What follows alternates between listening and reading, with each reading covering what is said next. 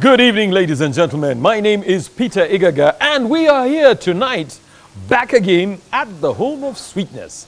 It is at the Kakira Estate in Jinja. Now, today is a very interesting day, and I'll tell you why. Not only is our topic extremely controversial, but we are lucky to have a doctor in the house who I share a name with. Peter, good to have you. It's a big achievement. P squared. You're in trouble. Now, ladies and gentlemen, tonight we are going to talk about contraception. At what age should we introduce our young people, and this term children, to contraception? Is the age of 12, which is currently according to the WHO, is the recommended age? Is it right, or should we let them reach the age of Faisal over here, who is 18? What? We'll let you be the judge. Is it because mom not yeah. It's for your own safety. Yeah. And you know, Faisal, we'll start with you. Contraception. All right. It's a very gray area. We know that a lot of young people are having sex, whether we like it or not. It is a fact. Yeah. Should we allow them to access contraception at the ages of 12? Contraceptives. So, it's a very controversial topic, like you said, because in this case, in the community we are in, where we live, we literally, our lives revolve around culture, religion, and morals. Yeah. So when you talk about things like contraceptives and nature, Christian, you know, things like fornication will come into talk. Like, hey, so are you trying to say you're okay with your kids running around fornicating with whoever they may please? Or culture. Yeah, some people have this whole, you have to be married before you do anything like that. Get a man, introduce him, kuchala, and then have sex. Yeah, and to do all those things, I mean, you can't do them at 13, 14, or 15. Yeah, so, and also morally, because a 13-year-old, a 14-year-old, if they're having sex, if the people having sex are both the same age, well, morally it's wrong, but under the law, I don't even know how they treat it. I think it's illegal. Okay. Well, I'll tell you what. Before we get to the legal part of it, and I think we'll like to hear from you, Peter. At what age is, especially the girls, is a human body ready for sex? Medically, human body ideally is ready for sex around the age of 18, because all girls mature differently. The big issue we are going to have, if a lady gets pregnant before she has reached the age of 18, you'll find that her bones are usually narrow and the baby may not be able to pass. So you're going to get further complications. Yeah. That is the ideal thing. So from 18 and above, someone is able to conceive normally. So we should not give them, so we should not be giving 12-year-olds contraceptives? How? Contraceptives are going to stop them from giving birth. And eliminate the whole. Yes, because you heard what he said. He said you get pregnant. The doctor should clarify between being biologically ready to have sex and being medically ready to have children. Birth, The two are different. The kids can enjoy the sex, 15, 14, 16. But if it's a girl, medically, they are not ready enough to have a child. And I think that's where the issue of contraception comes in. Because contraception is all about either preventing or delaying pregnancy. Okay? So yes, it's about either preventing or delaying. You see, it's a bit of a challenge, because you are going to have two perspectives. You're going to have to deal with something called age of consent. Ideally, when can someone have sex without getting into a legal perspective? In Uganda, ideally that age is 18 years. In other countries abroad, it is 16 years.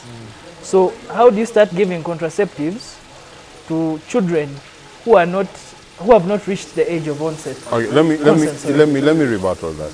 You know, the reality, and today I want to represent the girl child.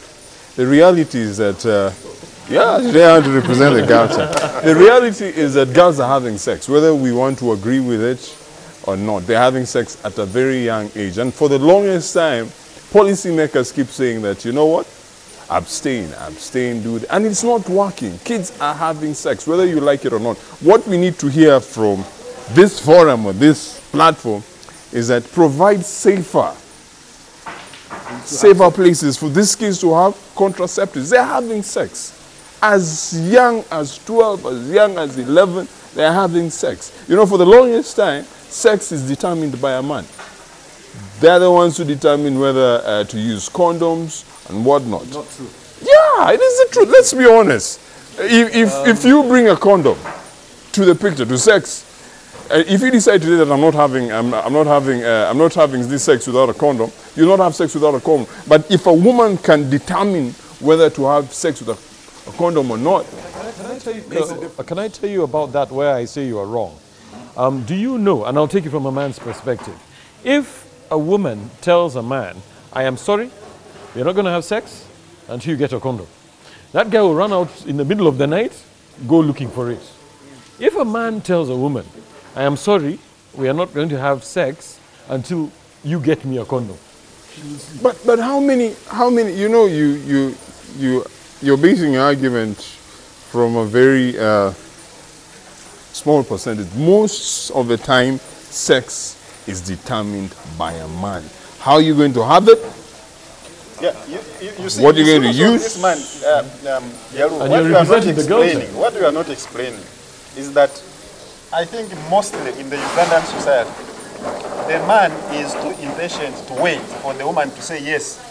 Actually, the man pushes the woman to say yes. When the woman, that's why when we were growing up, they'll say, when the woman says no, actually she's saying yes in terms of sex. So you ask her, can we? She says, but no, but wait. So for us, we think she has said yes. So we go ahead. Actually, we are violating.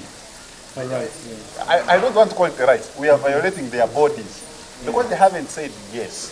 Now, we are beginning to come into a space, especially among the educated girls, where they can say no openly, and they know the capital letters no. Yeah.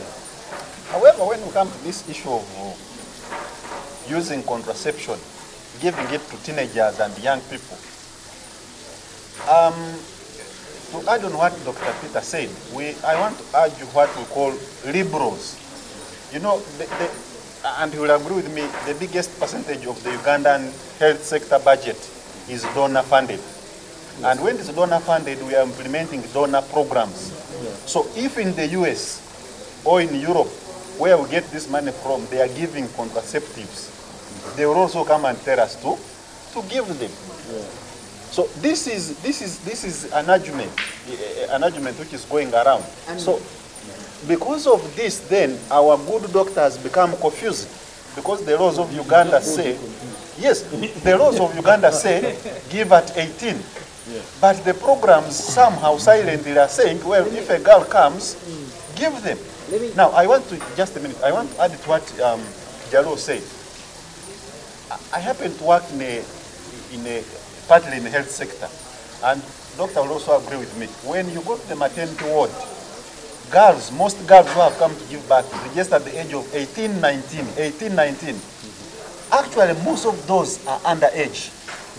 They are just trying to protect the men who made them pregnant. So they will come and say, me, I'm 18, me, I'm 19. Because we don't track them from birth, our registration system doesn't track them from birth. So the reality is, these children are having sex. These days, the teenagers get involved in sex very early. At least by the age of 15 would be quite appropriate. They should, especially the girls, by age 16, they should be able to access contraceptives. And that's, you know, they're already having their periods and they're able to conceive. We have had teenager pregnancies because of them not accessing the early contraception. You know, I want to come from the backdrop of what I was saying, and I say that sex is determined by a man. Let me give you a very good example. When a woman carries condoms, what is the perception? What is the societal perception? This is a prostitute. This is a hoe. But you know, for the longest time, you sleep around, you're patted on the back, You know, how did you do that? A woman sleeps around, you know, you are regarded less in society. When you make a woman pregnant at that age, her life is set on that basis. Like, she cannot go to school. Everything is like, is that basic. So it is, we need to talk, we need to, contraceptives are very important, and women and young girls need to, policymakers need to come up with policies that make young girls able and comfortable to enter these places and, you know, and get contraceptives without being judged. But you know, let's do not make the topic revolve around girls, because this is all over. Like, boys are young, the young boys, and the girls are not having sex with each other. The girls are not having sex with each other. Yes, under contraceptives, it's easier to implement from the man's standing point of view, from the male standing point of view. I want to just add on what Banji said, because the population statistics of Uganda, yeah, the laws that were put there before applied to, you know, back then, because we have this constant issue where we're using laws and policies of conditions that existed in the past. Right now, as I speak, 48.7% of Uganda is between the age of 0 and 14 years. 0 and 14 years. That's literally half the entire country. So if you try and tell me, you know, I'm not going to tell the 13, 14, what-year-olds about contraceptives, you've literally ignored half the entire country. And these people are active, they have nothing to do, they have no job, they just go home, sit. But I mean, you know, how about we get from an educative point of view? You know, we've always been talking about prevention being better than cure. Yeah. So isn't this one of those situations? Where prevention is better than cure? Yeah. Well, why put all your eggs in one basket? I want to give you two examples. First of all, we have the legal framework which says start from 18. But in my work experience, you're going to get someone who is maybe 14, 15 years. She's going to come to you pregnant. She will come to deliver. And some of them, because they are worried of their parents, they decide to abort this baby. In the process of aborting, they know abortion is illegal. So they are not going to come to the health facilities which can be able to do it, but because of the legal framework, we are not allowed to do an abortion unless there is a legal medical reason, where either the mother's life is at stake or the baby's life is at stake. So this creates a challenge. You have criminal abortions, which are very unsafe. The mother can end up losing her life, the young girl. And then number two, if she doesn't lose her life, during the procedure, they may perforate the uterus, and then the whole uterus has to come out. And then she becomes barren for life. So it is a bit hard because of that aspect. Most of these girls, they are going to abort these babies in unsafe places. But also, Igaga, I think we are missing something. Sometimes I have always rooted my arguments in the African context. Do you know that the typically traditional people believe that you can do something and your daughter doesn't become pregnant until you, the parents, want it to happen? You do some magic. I don't know the scientific truth about it, but I've had women advising others, mothers, that please do something. They call it what? Tying. Tie your daughter so that she doesn't become pregnant. And for me, I want to expand the issue of contraception. Now, I'm going to have to go into a break, and as soon as we come back, you'll have to help us untie that knot. Now, we are here at the home of sweetness, which is Kakira Estate, and we are talking about at what age should children get introduced to contraceptives. Don't go anywhere. We'll be right back after the break.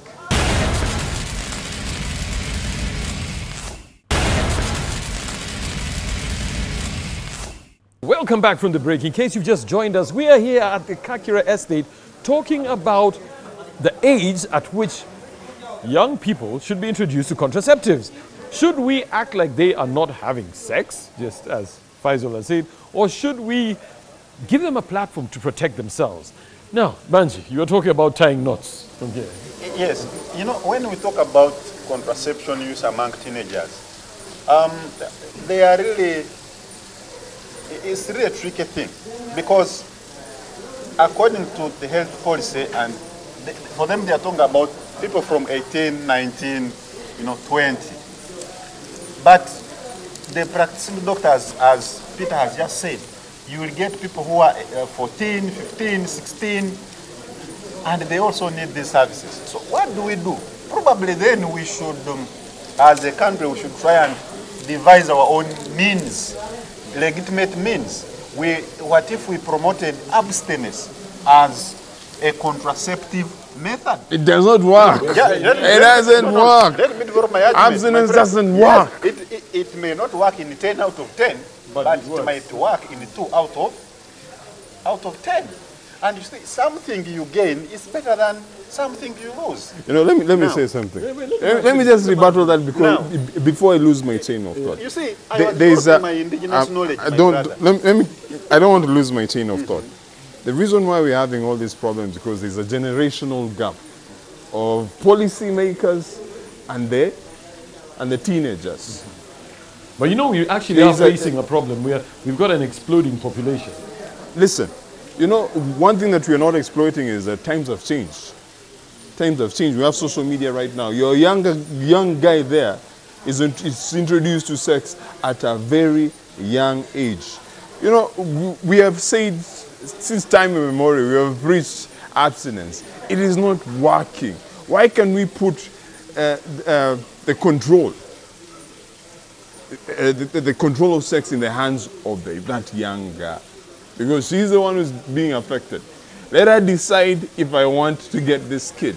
Let her decide if this is going to happen. This is a child. You say, no, they're having sex. They're having sex. You see, that's the argument. But they cannot. They're too young to make that decision. First of all, why is it that we congratulate teens when they do, when they make a story? There's a story on BBC. There's this guy, 15, 16. He has graduated MIT. The guy is too sharp. Yeah, because teenagers right now are doing big people things.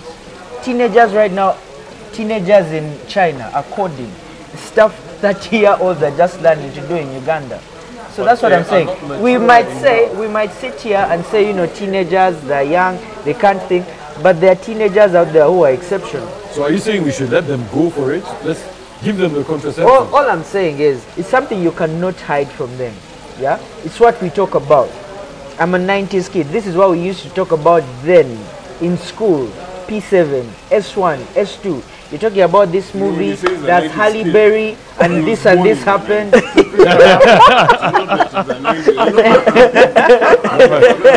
No. Wait, keep quiet. So what I'm trying to say is, parents will never know what their kid is up to.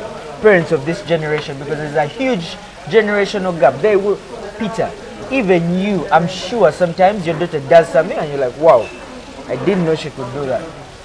Yeah. So if you stay there and you treat your child like the halo you see in them, I won't tell them about condoms because they're what, 13? But Faisal, just because I want to pick up on what you had started saying before this gentleman cut you off, rudely cut you off there. What about what Banji is saying? Why don't we, I'll give you a simple example. I have a problem with people, or with us putting bumps on the road at trading centers. I say, why don't we teach our people how to cross the road rather than stopping the cars from knocking them over? Okay. Because the reality is nowadays we are not teaching kids in school how to cross roads. And that's why the people are getting killed. So how about we teach our children to abstain? Because the reality is if you don't have sex, you will not die. That's what they teach them in school. At church, that's what they've been doing. Listen, all my life during primary school, all my life during primary school, that's what they kept on telling us, because it was teenage pregnancies were like this. Today you're seated, tomorrow they tell you, oh, the girl who was sitting next to you, they took her to the, to the nurse and there's something wrong. She's either pregnant or she has just discovered that period, and this was P7. And in third term, I remember they brought some people and they taught us how to, like a condom, to dress it on a banana. And this is back then, 2000, 2001, something like that. Yeah, and now we are in 2019. Yes, and now we are in 2019. Having this same discussion that a UPE school, Nakasero Primary School, already did in 2000. So that shows you the urgency. These guys, they know, the teachers in school, they know kids are having sex. However much you tell them abstain, abstain, they know they are still going to go through. Now, in my times, most of the girls spent as much time as possible with their mothers, or with their elder sisters, or with their aunties. Yep. It was not an imposition, but it was a discussion in which they would be made aware that being pregnant when you are still young had consequences, a lot of social consequences. So probably in telling them, they may have not told them actually to abstain, but in sharing with them some of these issues, the girls grew wiser. So if we present this contraception, you know, now I want to talk like a parent. If we present these materials to our daughters and sons in their teen years, 13, 14, 15, it's like we are giving them a license to go and shoot. You're giving them the weapon. Yes. So for me, I am advocating for let us preach abstinence. Let us preach wait until you are 18. You know, if you have a daughter, sit them down. Now, some, you know, when you sieve juice, some particles remain up, some particles go down. This is nature. Additionally, you say our parents used to be very strict. There's that close community where the child is properly monitored. It's monitored by the parents, and the community therein. But these days, because of the schools and the influence from other surroundings, they're exposed to other influences very easily compared to the past, compared to our old tradition, where you find family planning was natural, that at least you find someone gets involved in the sexual activities by the time when they are mature. Rarely was it possible that by 18 they are involved in the sex, but now, by the time when they reach 18, they already experienced. If I'm driving a taxi and there are no seat belts, I am not going to say, you know, let me drive carefully because there are no seat belts in this car. No. The guy will still drive it like there are seat belts. But the manufacturer of the car will put a safety precaution and be like, you know what? I know there are very many stupid people outside there buying cars. Let me put the seat belt, let me put the airbag. Why? Because they know however much you go through a driving school and get a driving permit and do all those things, you will want at a point in time be reckless and you do something. Okay. One thing, he was preaching about abstinence, but that song has been preached for some good time. Yes. In church, so over 20 years it has been preached. Yeah? And don't know how to preach it. But you want and now to preach like we have seen over the past few years there's been a rise in the number of teenage pregnancies. Yes. So the policymakers have to sit down and ask themselves, why is this happening? The current situation now is not the same situation we had 40 years ago, whereby everyone was taught this is how a lady is supposed to behave, and that kind of protects them to reach the time when they're mature. But in this current age, there's too much technology, people are exposed. So the first issue, the first policy which has to be changed is, when should sex education be given? Yeah. Because that is the first thing. In fact, it's not about when should it be given. What age? Typical sex education is not the job of government. And I want to be very serious here. To the parents, it's my job as a father to begin giving it to my daughter, my son, as they progress. You know, some of the things I know about sex probably, I had them from my mzee at different stages. As he observed me growing, doing certain things, he sat me down and said, you do this, you get this. You do this, you get this. Okay? Let me tell you one thing. When I was in senior 3, I fell in love with a girl on the neighborhood. And then my father asked me, if you get married, you will get out of school. If you continue studying, you leave the girl alone. So you make a choice, and it gives you the pros and cons of each of these things. I don't know whether that is what works, but I promised the girl that let me first finish senior 4, then things shall work out. By the time I finished senior 4, she was taken. Yeah. Probably I would have gotten out of school and married her. Now, we also know that times have changed, and also because of the way now children feed and the lifestyle they live, they grow, their maturity is faster. Yeah. So, therefore, we also need to get evidence from the medical personnel. Yeah. At what age should we give these? But I'll tell you what. These contraceptives, we may lower from 18 and come to 16, probably 15. I'll tell you what my problem is with this whole contraception issue. Are we then saying we have given up? We've talked about sex education. Sex education begins with the parents. How many parents are sitting down and talking to their teens about it and telling them, and like you said, you're given a choice and shown the pros and the cons. I'll give you a simple example. When I was growing up, my father never talked to me about sex. Okay, the best he did for my brother and I was when this Philly Lutaya documentary came on. Yeah, the AIDS yes. He said, you boys watch it. If you continue playing the way you are playing, this is what will happen to you. That was it, okay. But there was no education. Now, are we running away from our responsibilities and saying, okay, you know what?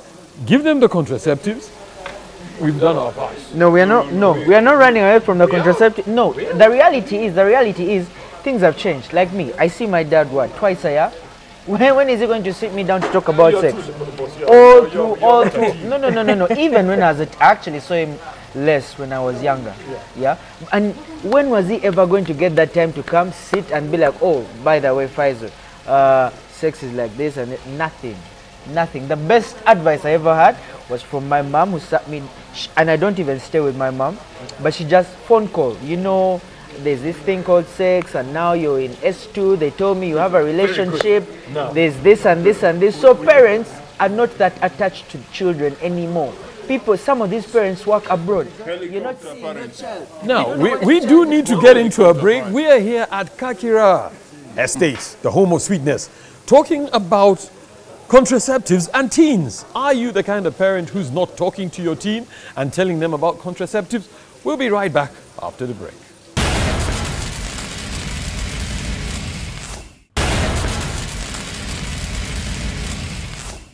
Welcome back from the break. In case you've just joined us, we are here at Kakira Estate, the home of sweetness. Now, are some of these things a bit too sweet for these teenagers? Well, I'm going to leave that one to you. Now, guys, I know the children, rather the teens, are being exposed to a lot, okay, through the internet.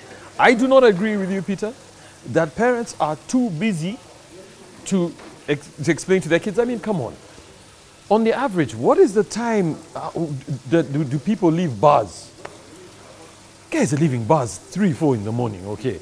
So we've got time to go to bars, but we don't have but we don't have time to talk to our kids. Yes, so go home, see your kids. When they are going to sleep, go to the bar. And that's what he said. I can tell you one fact. Yeah? Most children right now, they may not even be seeing their fathers, because the father, he comes home late when the child is sleeping, and before the child wakes up, he goes he's going out to go and work. But time is created. It's unfortunate that Chris is not here. One of the things I agree with Chris is he said, love is time. If you cannot say, I am too busy to create time for my children, but I love them.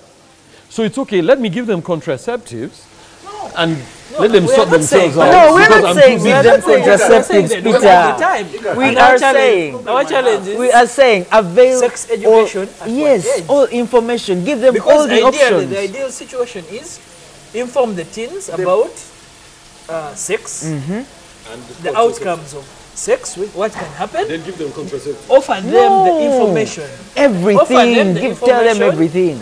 How to prevent pregnancies and STDs and HIV. Okay? And then, if still you're giving them that information, they still said they still want to have sex, then offer them the contraceptive. In fact, let me tell you why. Let me tell you why. Just one point. Let me tell you why what he's saying is very important. The first time I watched porn, I was 7 years old. 7. P6. That's around P6, P5. No, listen.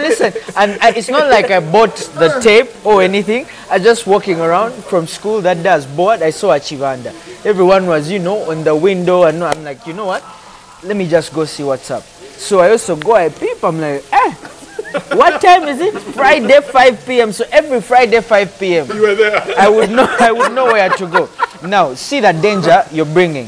So, if I go home, yeah, and there were no adverts about the guy who had AIDS, the musician, Philly Lutaya, and those videos weren't playing on TV or on radio, I'd be dead. I'd literally, because I would not know what sex is about. Because you see, people are watching porn as early as 5. And this was in the 90s, so imagine what's happening right now in 2019. No, yeah, and in these movies, they don't talk about contraceptives, they don't talk about HIV. Yeah. These are things you're supposed to tell your child now, and you're like, by the way, you know what? I don't know whether you watch porn or not, but if you ever feel like you're going to do something, don't kill me, bringing me a kid. 13 years old, you get a girl pregnant. There's a condom. There's this, and also if you're poor. Don't do anything. Just abstain completely. But you see, Faizo, just a minute before you come in. I want to put the Ugandan population in 3 categories. There were the people who lived in Uganda before 1980. These guys enjoyed sex life. Probably apart from gonorrhea and syphilis. They had a blast.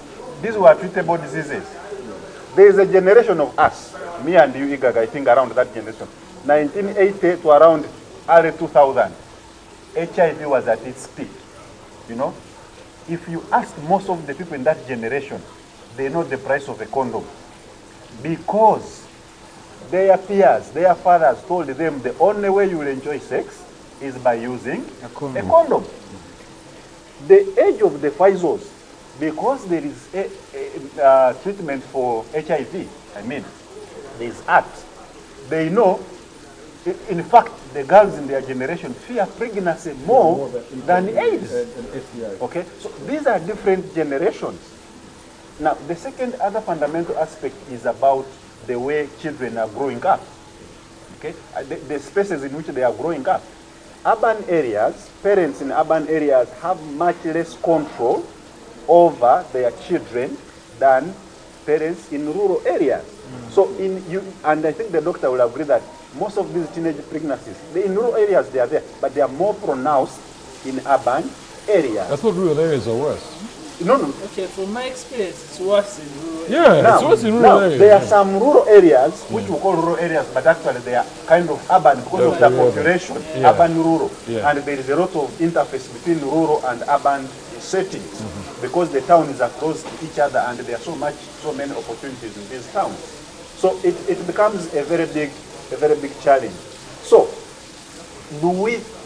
I believe by allowing these children and to expose them all these contraceptive methods, we are actually giving them a license to roam, to explore. The message should be that yes, sex is good, sex is sweeter than even sugar by the way. But it's not getting finished. But it will not get finished. Even when you are 90, you will enjoy it. The good sex is the one when you are of age, 18, 19, 20. Have you ever had an STI? That message. Huh? You heard me very well. He has, but he has. He's second guess. This is going to have to be your party. No, okay, let me say this. Okay. We live in this. I'm talking about religious conditioning, and I think I've talked about it somewhere. We have been conditioned to always run to God whenever something goes wrong. And people will argue that it's good, there's nothing wrong with it. But when a policy fails, when you keep emphasizing on something and it fails, please do something else. What I'm advocating here on this platform is that And I'm not advocating for the young girl, because whether we like it or not, it always affects the young girl. Provide safe places where young girls can control sex. They can enter into a pharmacy without being judged and ask for a condom, or ask a teenager, because they are having it. You know, we have been preaching abstinence, but it's not working. And it's getting worse. Policymakers should, change the policies. Simple as that. Okay. But your party shows. I want to disagree. Abstinence, it's not that abstinence is not working. Otherwise, all the teenagers would be pregnant. It is working. Now, you must also accept that the population is growing. So, if 1% are not abstaining, it will appear as if it is a bigger population. 1%. For me, what I am preaching, 1% of a million and 1% because 1% of a million and 1% of 20 million. He was born at 7 years. Is different. That's what I was telling you. Now, for me, It's not an accomplishment. my parting shot would be that as a parent, the duty starts with you. What education do you give your child, your teenager? The message should be, sex is good, sex is sweet, but sex is always there at 20, at 30, at 50, at 60. And actually, the consequences of sex are lesser if you are mature than when you are. I have a question before. So, I have a question. I have a question before you go. You're asking So the what do you next tell? episode. What do you tell the kids that are having sex? Stop. Stop He's just having saying. sex. Why are you having sex? Your party What do you short. tell the kids that are having sex? Your party short. You're out of time, so your party short. My parting shot is basically, people have been preaching abstinence. We have to go back to the drawing board and see where the problem is, right? From sex education up to the legal things of when can we give these teenagers contraception. So the government has to look at that policy. Otherwise, we are having so many teenage pregnancies. If you look at the past 10 years, it has been gradually increasing. Abstinence has been preached. There is a problem, and that is why these advanced countries are even lowering their age to 16 to 12. That is my parting shot. Well, they will think of that you're encouraging immorality, but really to prevent early pregnancy with its complications. You know, the school dropout because of the early pregnancy, and then the physical complication, medical complication, gynecological complication to the child who is not yet mature. Contracted pelvis, they end up having ruptured uterus, and it may end up in death. They may end up having what we call VVF, that is leakage of the urine thereafter. You know, those ones will not come in if this girl was put on contraception. My parting shot is I read a story. It was from December 2012, Philadelphia, it's in the US. So this city had 22 high schools. They installed condom dispensers in. You can Google it, high schools. Why did they install condom dispensers in? Because STDs were everywhere. Like there's an STD epidemic in the city. This is 2012.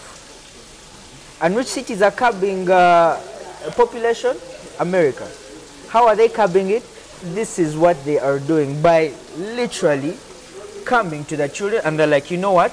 Let me tell you, no parent will always know what their child is up to 24/7. It is impossible. I have been there before.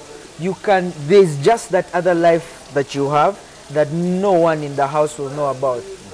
Apart from, let's say the maid or something. I don't know. My partition, I'm not yet done, guys. I'm not yet done. Okay.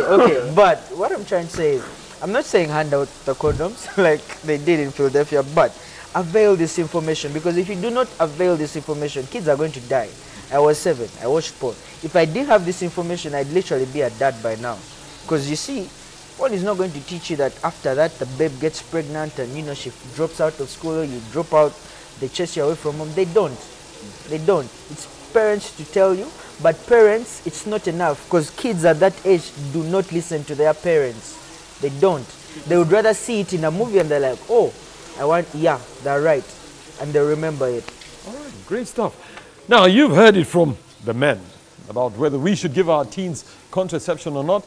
Good thing is, actually, I agree with you. Let's just find ways of communicating to our kids through movies and everything to abstain.